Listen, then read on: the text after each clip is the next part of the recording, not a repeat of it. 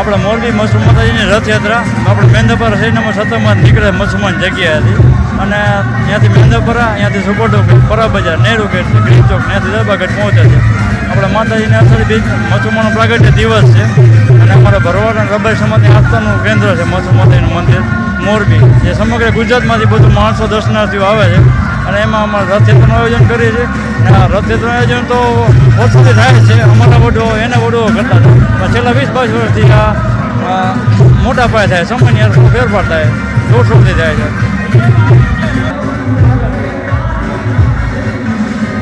આજે મોરબી શહેર ખાતે જે મચ્છુ માતાની રથયાત્રા ખૂબ જ ધૂમધામથી શહેરના મુખ્ય માર્ગો ઉપર કરી રહ્યા છે અને તમામ જે રૂટ ઉપર છે એના ઉપર ચુસ્ત પોલીસના બંદોબસ્ત ગોઠવી દેવામાં આવેલા છે અને ખૂબ જ શાંતિપૂર્વક માહોલમાં અને હર્ષોલ્લાસ સાથે હાલ એ રથયાત્રા શહેરના રસ્તાઓ ઉપર ચાલુમાં છે. મોરબીની અંદર અષાઢી બીજની રથયાત્રા નિમિત્તે જે હિન્દુ ભાઈઓ દ્વારા જે રથયાત્રા કાઢવામાં આવે છે, તો મોરબીની પરંપરા અને કોમી એકતાને ધ્યાનમાં લઈ અને હર વખત ચાહે મોહરમ હોય યા રથયાત્રા હોય, દરેક ધર્મ સાથે એકબીજાના આગેવાનનું સન્માન કરી અને મનાવે છે.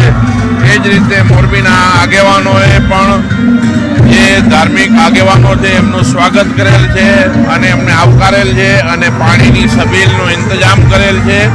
આજ મોરબીની અને હિન્દુસ્તાનની પરંપરા અને કોમી એકતાની મિસાલ છે, જે મોરબીની અંદર હર વર્ષે જોવા મળે છે.